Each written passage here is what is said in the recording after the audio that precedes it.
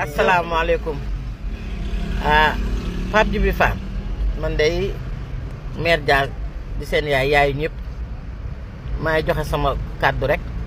ñu ngi lay sant nag bu baax di la gërëm waaye de bu doon sama sago ni nga waxee jëm ci artistes yi dooni waxee ndax nag yàlla mu nga keccax bu gën yàpp am na ñu yàlla suturaal te it bu doon sama sago ña nga dimbali abal leen lu ñu sol ña nga dimbali may leen ba nga koy def nga def ko te yàlla rek tax bañ koo wax kenn du ko yëg ci net surtout ci net bi ndax yàlla dafa bëgg sutura man nag seen yaay laa rek war a wax ak yéen di artiste comédien it li nga wax loolu wax dëgg yàlla rafetlu ma ko dara ma bëggoon nag xëy na ñàkkul sax na yow am na artiste yu la wooteel ba nga nekk député kon nag lii nga wax rafetlu ma ko de yéen ñëpp sama doom ngeen nag maa ngi lay sant bu baax di la gërëm di sant ñëpp asalaamaaleykum wa rahmatullah